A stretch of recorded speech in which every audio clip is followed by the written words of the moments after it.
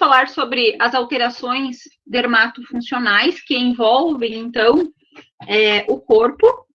E aí a gente vai ver, então, os temas sobre flacidez, adiposidade ou gordura localizada.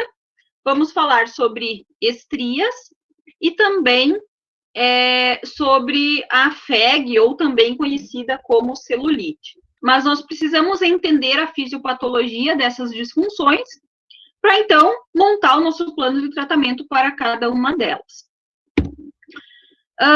O que é, então, a flacidez? A flacidez nada mais é que a qualidade ou o estado de um tecido que ele está flácido, ele está mole, frouxo, segundo o dicionário Aurélio.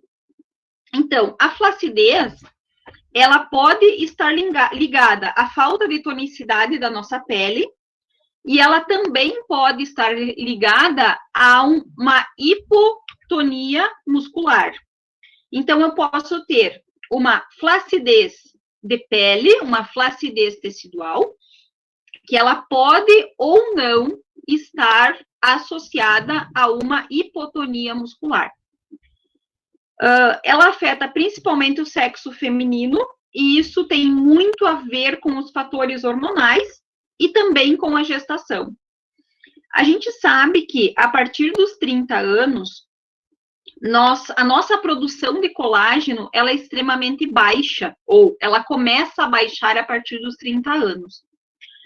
Então, quando vai se fazer uma reposição, utilizar um nutricosmético para estimular a produção de colágeno, o ideal é que se inicie lá aos 20, 25 anos, né? Porque a partir dos 30 já começa a cair drasticamente a nossa produção de colágeno.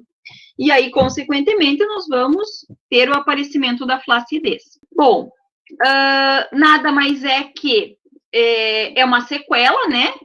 Vinculada a vários episódios ou não de outras patologias, mas fatores como perda da massa muscular pode levar a um aparecimento de flacidez. O estresse, por quê? O estresse, ele faz com que a gente produza radicais livres, pode afetar telômero, né? Pode afetar a telomerase, e, então, levar a uma flacidez tecidual. As alterações hormonais, então, por isso que a flacidez ela é muito mais presente na mulher do que no homem, porque a mulher ela tem uma alteração hormonal muito mais significativa, né? A variação de peso, porque conforme você aumenta de peso e você tem uma perda repentina de peso também, o teu tecido, a tua pele não acompanha. E aí acaba ficando com um estado flácido de pele. A hereditariedade, então, tem alguns indivíduos que já estão propensos a ter uma flacidez em virtude de histórico familiar, o envelhecimento cutâneo e também a desidratação. Como que isso acontece? A nossa pele, ela é um tecido que tem um comportamento viscoelástico, ou seja, ela tem a capacidade de se distender e voltar ao estado normal. Só que ela possui um limite. E por alguns fatores, ela acaba não tendo a capacidade de retornar ao tamanho original, ao tamanho que ele estava. E isso faz com que ocorra um excesso de pele, que a gente vai chamar, então, de flacidez. Como se eu tivesse um elástico e que eu acabo distendendo ele várias vezes, vai chegar um momento que ele vai desgastar. E aí ele já não consegue mais voltar ao seu tamanho original. E isso, então, a gente chama de flacidez. A flacidez, ela está muito ligada ao envelhecimento. Porque o que acontece lá no envelhecimento? Nós temos perda de massa muscular. Se eu tenho perda de massa muscular, eu não tenho a capacidade de dar sustentação para a pele, e aí a pele realmente ela vai estar flácida. No envelhecimento, nós temos um retardamento na síntese das proteínas. Se eu tenho uma redução na síntese de proteínas, eu não tenho uma produção de massa muscular, ou não tenho uma hipertrofia muscular adequada. A pele, ela torna-se mais delgada, mais enrugada, seca e escamosa. As fibras colágenas, elas vão se tornar mais grossas, mais espessas, e as fibras elásticas, elas acabam perdendo a elasticidade. Nessa imagem aqui, então, a gente consegue observar a flacidez tecidual, né, a flacidez tissular, tanto na região abdominal, quanto na região de braço, né? Então, observem esse tríceps aqui, ó, ele tem uma flacidez, né, a região tricipital tem uma flacidez bem considerável, né, um excesso de pele bem considerável. Provavelmente de uma pessoa que passou por um período, ou passou por um processo de emagrecimento bem grande, né? Seja por uma reeducação alimentar, seja por uma cirurgia bariátrica, mas acabou, então, ficando esse excesso de pele. E aqui também, nessa primeira imagem, na região abdominal, provavelmente se deu aí por envelhecimento, por uma pós-gestação, que acabou ficando, então, com essa flacidez. Ela está muito ligada ao fotoenvelhecimento, né, ao envelhecimento pela exposição à luz, o sedentarismo, porque se eu sou sedentária, eu não tenho um bom trofismo muscular, não tendo bom trofismo muscular, eu também não tenho sustentação para minha pele. Alimentação inadequada, então a alimentação rica em doce, né, rica em carboidratos, acabam levando à flacidez. De que forma acontece isso? Quando eu faço o uso de doce, eu acabo glicando o colágeno. O que é essa glicação? É um endurecimento do colágeno. É como se eu caramelizasse o meu colágeno. E aí ele não tem mais a capacidade de se distender, ele não é mais maleável. E ele torna-se, então, endurecido. E isso é causado pela glicação, que é essa caramelização do colágeno em virtude da ingestão dos doces. E o efeito sanfona, então, ou seja, aquele período de emagrecer muito e aumentar de peso muito rápido, o tecido ele não consegue acompanhar e aí acaba tendo uma flacidez tissular. Mas nós temos também a flacidez muscular, ou a hipotonia, e isso está muito ligado ao sedentarismo. Então, observem aqui, ó, a imagem de um indivíduo magro, né? É magra, é alta, né? Só que se vocês forem observar, ó, região abdominal, região de flancos, região de glúteo, região de coxa, existe uma flacidez muito grande aqui, né? E essa flacidez, ela está muito ligada a uma hipotonia muscular. Podem ver que nem o quadril ele consegue ser sustentado porque a musculatura dela ela é fraca. E aí essa musculatura ela acaba não conseguindo dar sustentação para o tecido, sustentação para a pele. A flacidez de pele, ela está muito relacionada também à flacidez muscular.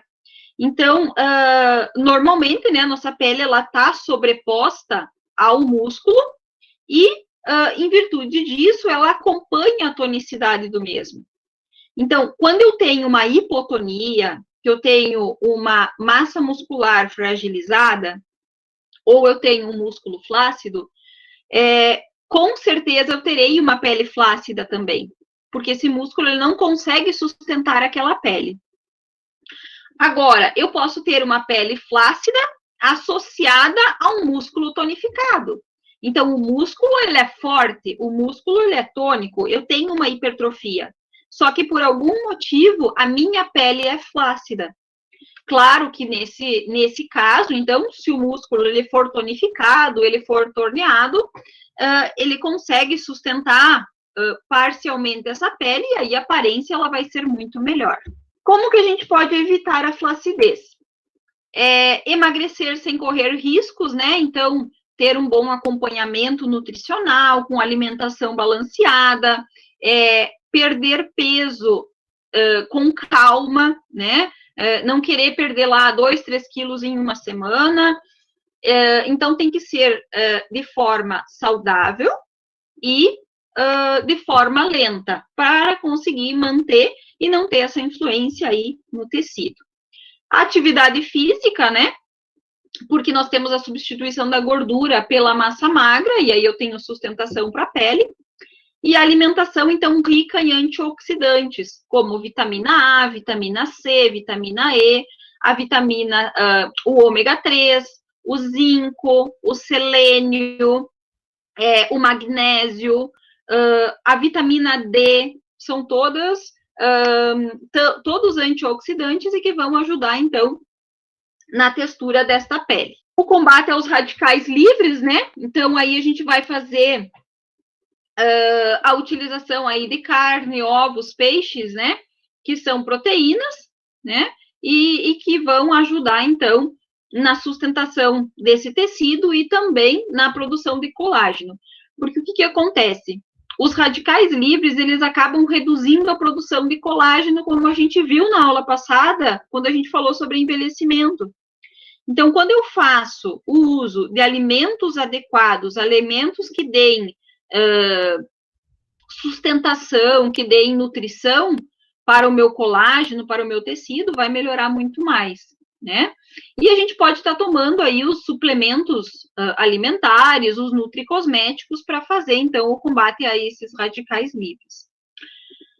A ingesta hídrica, extremamente importante, então, no mínimo 2 litros de água por dia, né?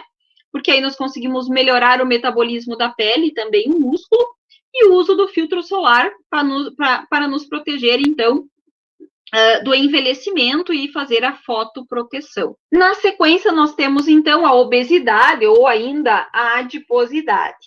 A gente sabe que a obesidade é uma preocupação, né, mundial, né, o excesso de peso, ele é uma preocupação mundial. No mundo, 23,4% das pessoas estão com excesso de peso, né, e no Brasil, 40% dos indivíduos estão acima do peso, segundo a Organização Mundial da Saúde. Então, isso é preocupante e muito tem a ver com a alimentação. E aí tem todas as consequências cardiovasculares, né, neurológicas, e aí vai por essa questão da obesidade. Mas o que é esse tecido adiposo? Claro, a gente sabe que o tecido adiposo ele é extremamente importante para nós. Ele tem como função fazer a proteção do nosso organismo. A proteção que eu digo é de manter a temperatura do nosso corpo, é de servir como absorção de impactos, né, proteger os nossos órgãos. O tecido adiposo, ele é importante. O problema é quando ele se deposita ou ele é espesso demais, né?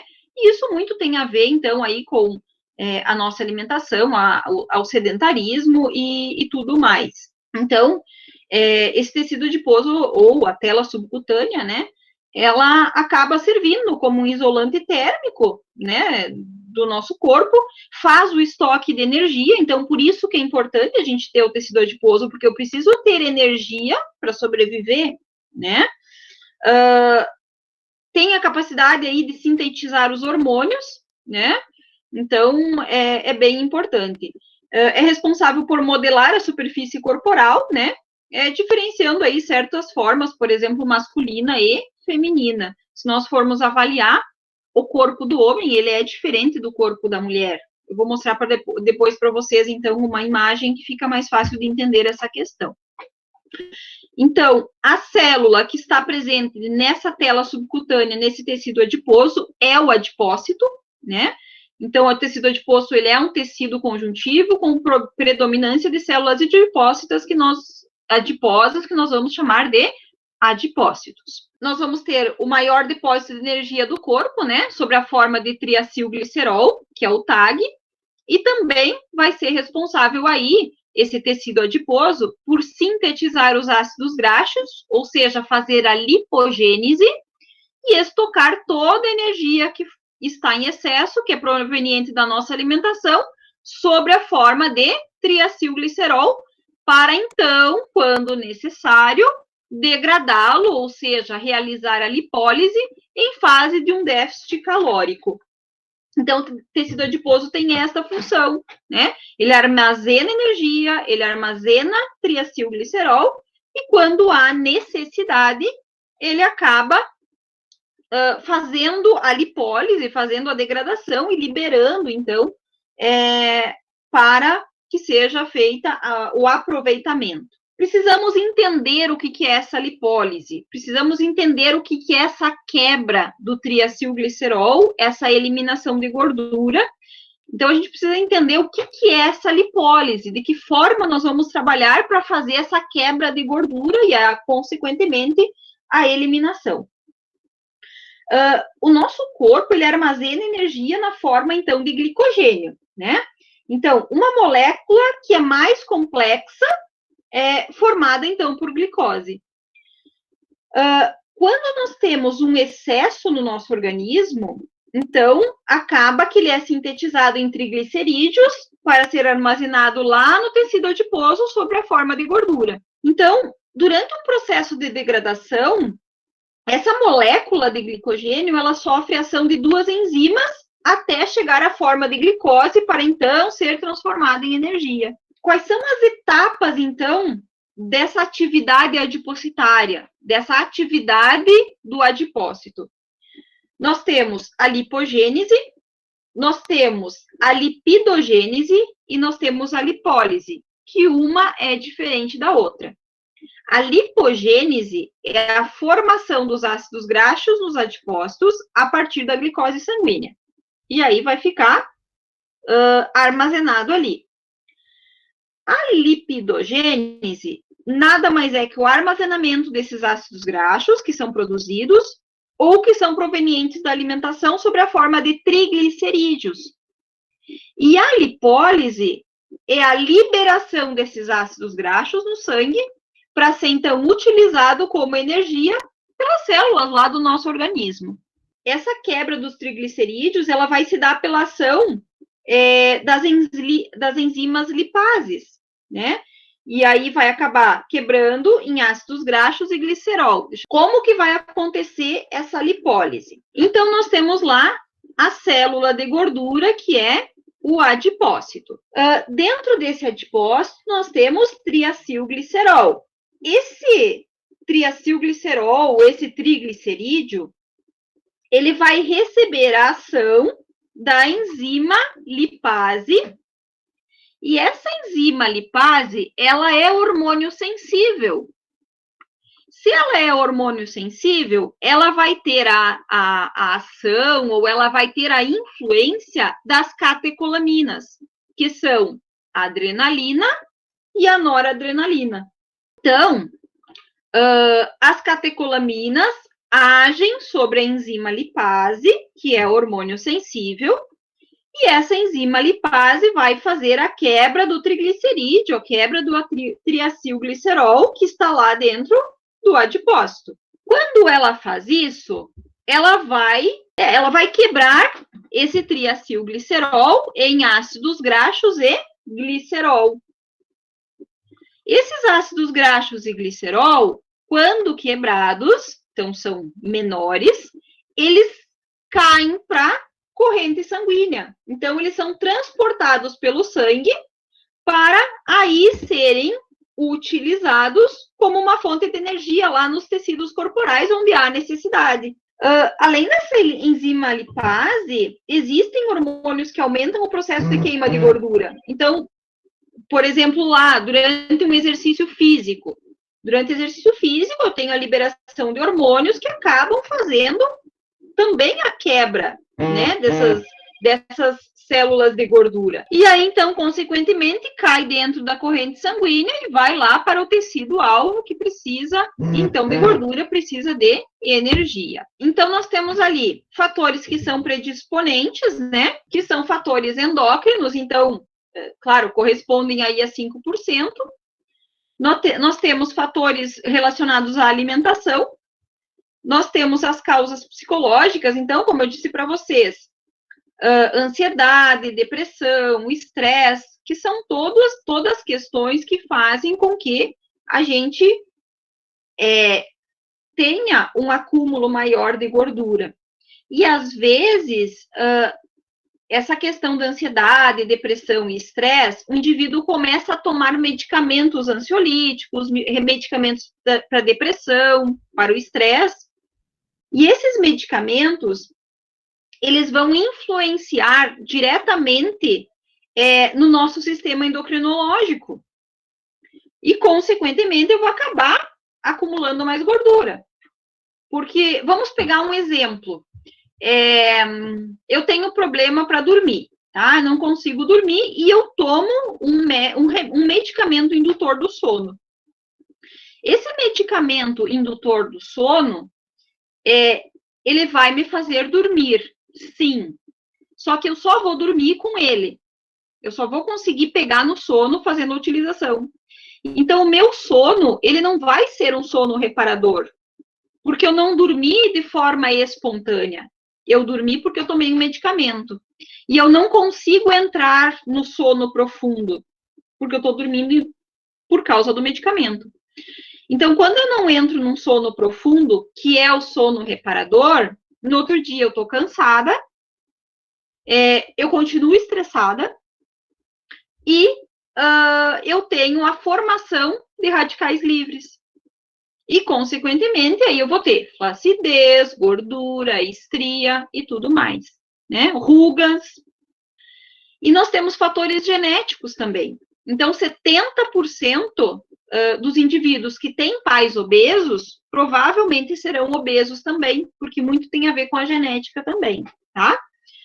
E aí, como eu falei para vocês aí, a idade moderna, né, os avanços tecnológicos, sedentarismo, má alimentação, estresse, todos eles, então, vão afetar no acúmulo de gordura, que é a lei do menor esforço. Uma vez você saía, você ia no mercado a pé, você ia na farmácia a pé, você subia escadas, hoje a gente, nos lugares onde a gente vai de carro, você não sobe as escadas, você vai pelo elevador, e todos esses fatores, eles acabam, então, levando ao acúmulo de gordura. Aqui está a imagem que eu falei para vocês com relação ao biotipo corporal. Então, a gordura localizada, ela acaba se distribuindo de forma diferente nos homens e na mulher. No homem, a gordura, né, ela corresponde a mais ou menos 15% do peso corporal. Enquanto que na mulher, essa gordura, essa adiposidade, ela corresponde a 25% do peso corporal. Então, a mulher, ela acumula muito mais gordura do que o homem. E a distribuição também é diferente. Quando essa gordura, ela se acumula mais na região abdominal, como vocês estão vendo aqui, ok? Esse formato de maçã, que a gente chama de biotipo androide, ele é mais comum nos homens. Os homens acumulam muito mais gordura na região abdominal. E aí ele tem um formato de maçã, como vocês observam aqui, né? Onde a gordura, ela acaba se depositando mais na região abdominal. E isso tem a ver com os hormônios estrógenos, tá? Nos homens. Já o acúmulo da gordura nos membros inferiores, como quadril, coxa, nós vamos chamar de biotipo ginoide, que é o que vocês observam aqui, ó, que é o formato de pera, né? Que é mais comum nas mulheres. As mulheres acumulam mais gordura na região de quadril, de coxa, de flancos. E isso também tem a ver com questões hormonais, né? Pela quantidade de hormônios, né? Como progesterona, estrógeno, né? E acaba se acumulando, então, gordura mais nessa região. Outra disfunção que nós temos aqui são as estrias. O que são as estrias? E dificilmente alguém não tenha uma estria que outra, principalmente por estirão de crescimento e outros fatores. Então, as estrias, elas são cicatrizes, né? Provenientes aí do rompimento e consequente lesão, então, das fibras elásticas e das fibras colágenas. Nós temos a atrofia decorrente da redução aí da espessura da pele, né? A pele, ela acaba reduzindo a sua espessura e ocorrendo o rompimento, então, desse tecido. Aqui, nós temos, então, as estrias numa fase mais inicial, né? Então, no início, a gente observa que essas estrias, elas são mais avermelhadas, elas são rubras, né? Bem delimitadas, em regiões bem diversas, tá? Região de glúteo, região de coxa, região de flancos, região de abdômen, região de mama. Então, depende muito da causa desta estria. Normalmente, ela vai aparecer vermelha, para depois ela ficar branquinha ou nacarada, como a gente diz. Então, aqui nós temos a estria vermelha, é uma estria mais nova, né, recente. Ela tem uma vascularização ainda, dá para se dizer que esse tecido ele ainda está vivo, por isso que ele está nessa cor, porque ainda tem vascularização. Já nós temos uma estria mais tardia, que é aquela estria esbranquiçada, estria nacarada, tá? Então, observem aí nessa região que elas já estão branquinhas e são cicatrizes mais esbranquiçadas. E aí tem vários fatores que acabam levando, né, ao aparecimento dessas estrias. Então, elas se desenvolvem principalmente nos indivíduos obesos, né, mulheres grávidas, em pacientes que foram submetidos a tratamentos de cortisona, infecção e em outras situações. O estirão de crescimento também, tá? Então, quando tem aquele estirão de crescimento, a pele às vezes não consegue acompanhar, principalmente os meninos, quando dá aquele estirão, tende a estria a ela aparecer principalmente na região lombar, estirão de crescimento. Então, tua pele não conseguia acompanhar o crescimento.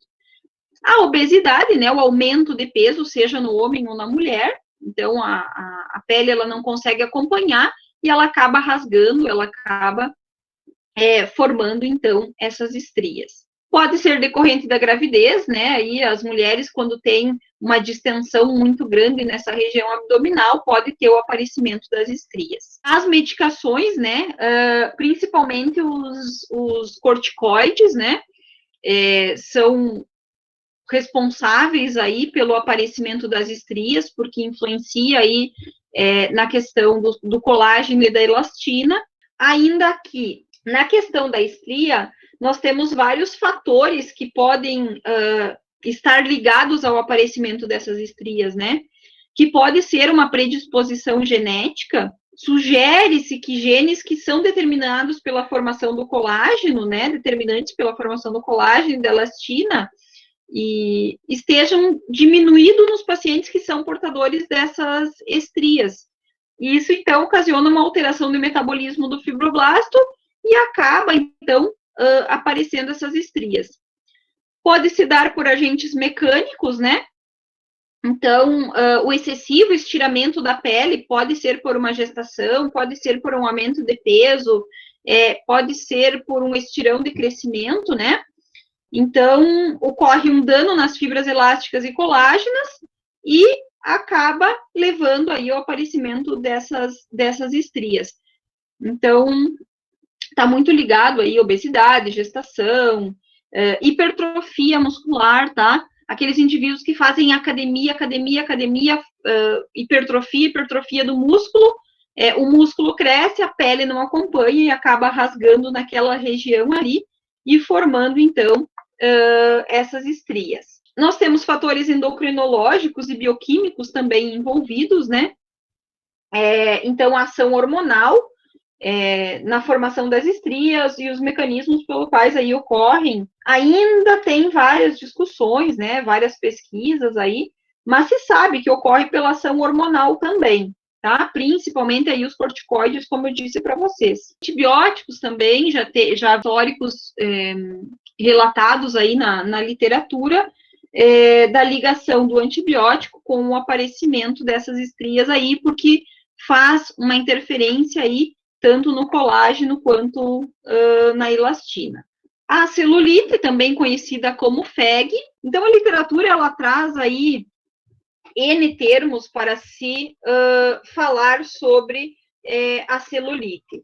Então, é uma desordem localizada, afeta o tecido dérmico e tecido subcutâneo. Então, como atinge derme e subcutâneo, então acaba tendo uma fibrose naquela região e fazendo a tração daqueles filamentos, né?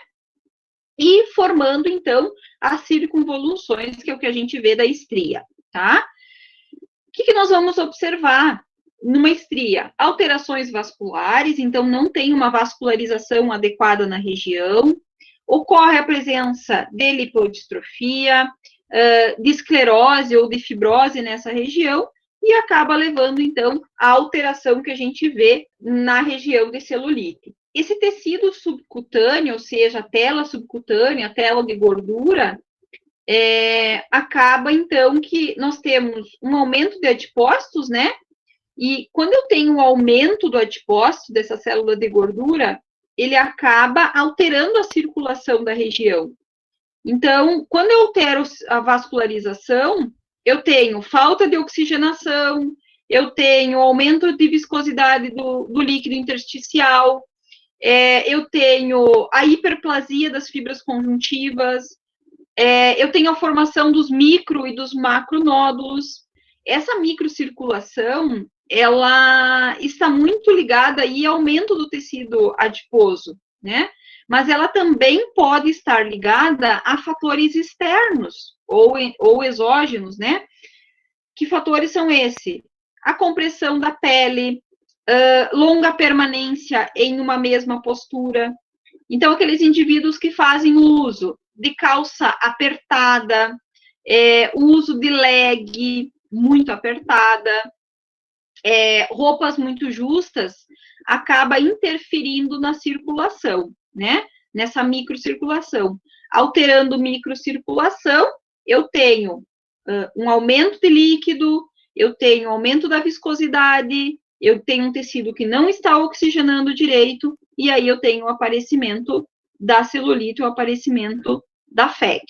Claro que também está ligada à hereditariedade, ela está ligada à idade do indivíduo. É muito comum essa celulite ela aparecer na pré-adolescência, na adolescência. Está relacionada muito também aos hormônios femininos, né, ao estrógeno, que é muito importante aí para determinar a quantidade de depósito de gordura no nosso corpo, ao sedentarismo, né, o aumento da massa gorda e diminuição do retorno venoso, ele acaba levando a uma êxtase aí dos membros inferiores, e aí, claro, aparece a celulite. O tabagismo, o alcoolismo, então, acabam alterando a circulação, diminui a oxigenação dos tecidos e aumenta a formação de radicais livres.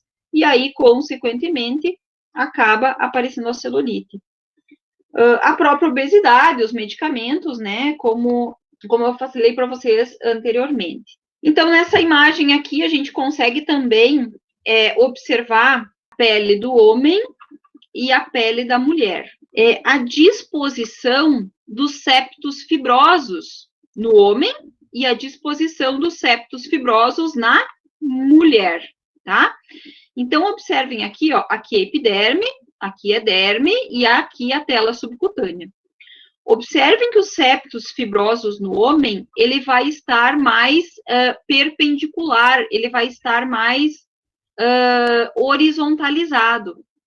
Então, quando ele traciona, esses septos fibrosos, eles tracionam, eles acabam deixando a pele masculina mais homogênea, ela não fica com tantas curvaturas.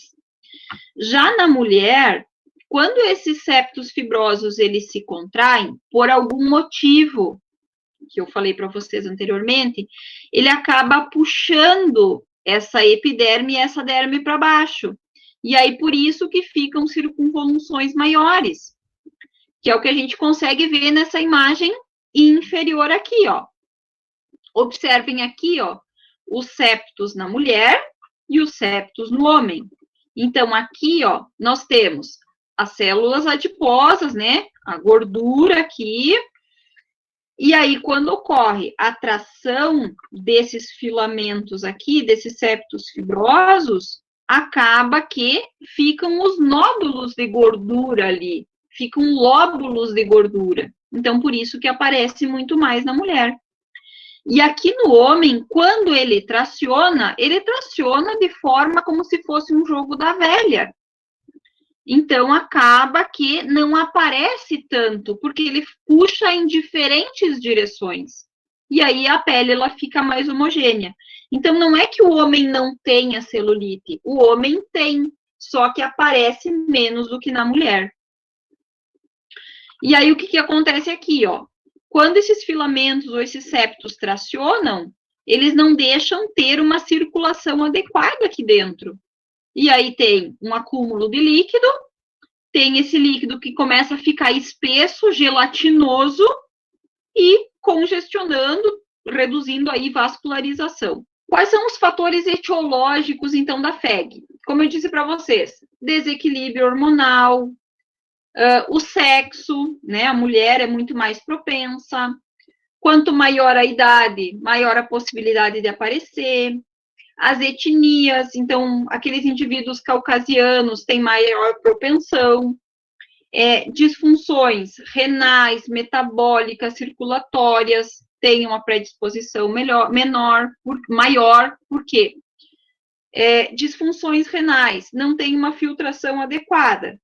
Metabólicas, não metaboliza direito o que é ingerido, o que é o teu organismo, os fatores endocrinológicos, os fatores circulatórios. Então, aquele indivíduo que tem um déficit circulatório, com certeza, ele não tem uma boa vascularização, não tem uma microcirculação adequada, e acaba, então, aparecendo a FEG. Os hábitos alimentares, então, alimentos com muito carboidrato, gordura, os doces, a obesidade, estilo de vida, o estresse, a ansiedade, o vestuário, como eu falei para vocês anteriormente, o tabagismo e o alcoolismo, e os medicamentos. Como que ocorre essa FEG, como que ocorre essa celulite? Então, como eu disse para vocês, por algum motivo, existe uma êxtase circulatória. Então, há uma congestão, há uma redução circulatória. A partir disso, nós temos uma dilatação dos pequenos vasos dérmicos e nós temos um edema periadipositário. Então, ao redor desses adipócitos, nós temos um edema, nós temos um acúmulo de líquido. A partir disso, ocorre uma persistência dessa êxtase, né? Essa congestão, ela continua. Quando ela continua, ela quebra o equilíbrio hemodinâmico. A partir disso, nós temos uma distensão das fibras conjuntivas e nós temos uma perda da elasticidade cutânea. A pele, ela acaba não tendo tanta elasticidade como deveria. A partir disso, como eu tenho toda uma congestão, eu tenho toda uma êxtase, eu acabo tendo uma proliferação fibrosa. Esse tecido, ele começa a fibrosar, ele começa a endurecer. Nós temos a diminuição do colágeno por degeneração e nós temos a formação dos micronódulos. Nós temos a compressão, porque quando eu tenho a formação de um micronódulo, eu tenho uma região endurecida, acaba que todos os vasos que estão presentes naquela região, eles acabem sendo comprimidos também.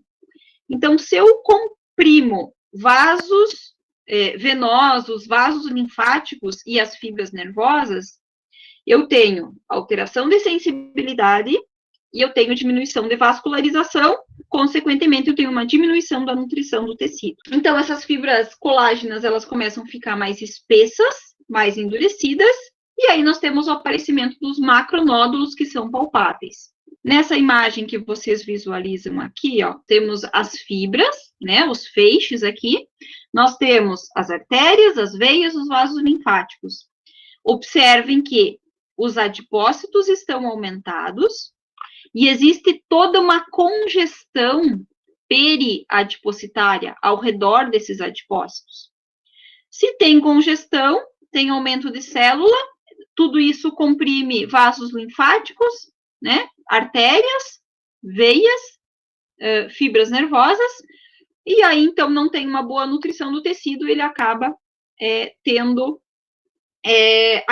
aquela aparência celulítica e fibrosada. Claro que existe toda uma classificação dessa celulite.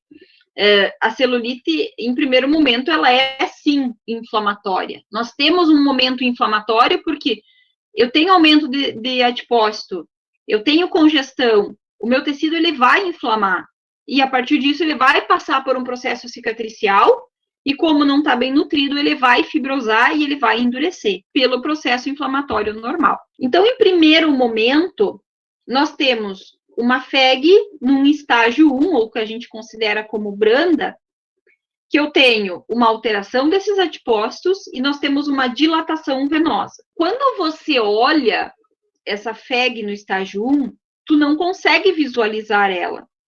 Tu só vai conseguir perceber que o indivíduo ele tem FEG no momento em que o paciente fizer a contração da musculatura, realizarmos o teste da casca de laranja. O teste da casca de laranja é quando você pega o tecido e comprime ele entre o teu polegar e o teu indicador. Você faz uma compressão desse tecido e aí você observa que o tecido ele fica como se fosse uma casca de laranja. E aí nós vamos dizer que esse paciente ele tem um estágio 1 de FEG. Ou seja, eu olho e eu não enxergo. Mas quando eu faço a compressão ou o indivíduo faz a contração voluntária, vai aparecer a FEG. Não tem alteração de sensibilidade nesse momento, tá? A princípio não existe um processo inflamatório, não existe uma compressão de fibras nervosas. Já o estágio 2, então, eu tenho alteração circulatória, eu tenho compressão dos vasos linfáticos e das microveias. Nós temos pequenas retrações ou ainda abaulamentos, mesmo sem compressão do tecido, que é o que vocês visualizam aqui. Então, quando você olha, você já consegue observar que existem alterações no tecido. Já tem abaulamento, já tem retração, e eu não preciso nem pedir para o paciente contrair a região, que eu já consigo observar. Já existe uma perda de temperatura superficial. Por que existe perda de temperatura superficial? Porque já tem um comprometimento circulatório dessa região. Mas nós ainda não temos dor nessa região, tá? Então, se a gente fizer o teste de preensão, ele vai ser negativo. Já no estágio 3, esse tecido ele já está fibrosado. Ele já passou por um processo inflamatório, ele já teve toda uma alteração vascular e ele fibrosou, ele cicatrizou. Então, a gente vai observar micronódulos, que são os chamados sacos de nozes. A circulação, ela vai estar comprometida e nós já vamos ter uma fibrose, regiões endurecidas, uma grande perda de temperatura superficial e o paciente ele já vai começar a relatar quadro álgico. Ele já vai começar a relatar dor nessa região. E o estágio 4, ele é também chamado de esclerose, tá? Então, essa é a fase mais grave do meu tecido. O aspecto da casca de laranja, ele também é observado nessas regiões, tá? Não é que eu vou encontrar só esclerose. O teste de casca de laranja, que é aquela apreensão, ela vai estar presente, né, em qualquer região aí do corpo. Essa pele, ela vai estar flácida, como vocês observam aí, tá? A pele, ela tá flácida, vai ter pouco tônus muscular, tá? E ela é uma evolução do grau 3, né? Então, a partir de um grau 3, virou um grau 4. Então, a gente vai ver nódulos palpáveis, nódulos bem visíveis. O paciente, ele vai relatar dor nessa região, ele vai relatar que os membros estão pesados, ele vai dizer, minhas pernas doem, minhas pernas estão pesadas, tá? Então, é muito presente o cansaço. Além desses estágios, nós temos as formas clínicas, que a gente pode classificar ela em uma FEG flácida, em uma FEG compacta, em uma FEG edematosa E nós também podemos ter uma FEG mista, ou seja, em uma região ela ser flácida, em outra região ela ser edematosa, ou em uma região ela ser compacta e na outra ela ser flácida, que a gente vai dizer que ela é mista. Mas eu também tenho a FEG inflamatória, tá? Onde a FEG que ela está passando por um processo inflamatório. E é nisso que a gente precisa ter uma boa avaliação para não tratar errado.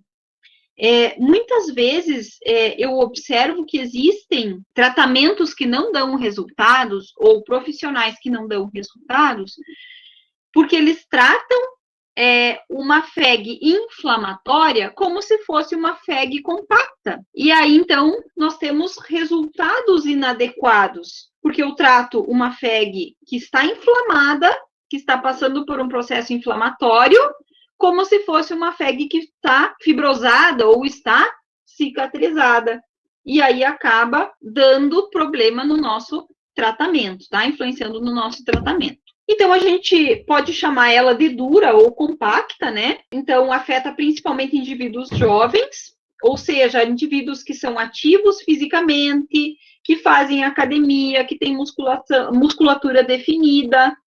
Então, é aquele indivíduo que ele é magro, dificilmente ele vai ter um excesso de peso, né? Ou até, às vezes, ele tem um histórico aí de peso excessivo, mas depois ele teve uma redução de peso.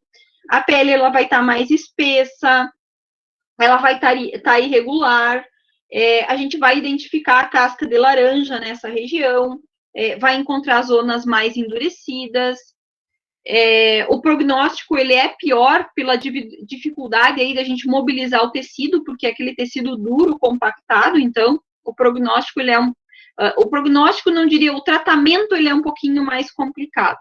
Tá? Mais difícil de ser feito. Nós temos a FEG flácida, então, que está presente aí em pacientes que têm um trofismo muscular e tissular pobre, né? Pacientes emagrecidos, então eu vou ter tanto flacidez tecidual, como eu posso ter também uma hipotonia muscular. A gente vai observar muito nos indivíduos com idade acima dos 30 anos, com histórico de perda de peso, né? Sem atividade muscular associada, sedentários, massa muscular pouco desenvolvidas. A gente vai encontrar déficit circulatório, varize, sensação de peso, né, nessa região. A presença das telangiectasias. A edematosa, muitas vezes na edematosa nós vamos encontrar uma FEG inflamatória, porque ela vai ser edematosa porque ela é inflamatória, tá? Claro que tudo isso é avaliação. Então, a edematosa, normalmente, ela vai ser uma FEG inflamatória, né? Porque se tem inflamação, tem edema. Atinge principalmente mulheres em qualquer faixa etária, né? Com pesos variados, onde a gente vai observar desequilíbrio circulatório, presença do edema, então o sinal de cacifo vai ser positivo, vai ter aparência de casca de laranja, muito ligada ao uso de anticoncepcionais, então por isso que é mais presentes aí na mulher. E a MIS vai ser encontrada em diferentes partes do corpo, né? Ela representa uma variação dos tipos anteriores, né, que eu falei para vocês. Então, eu posso ter uma FEG dura na região lateral de coxa e eu tenho uma FEG flácida lá na região abdominal. Então, isso é muito, muito suscetível.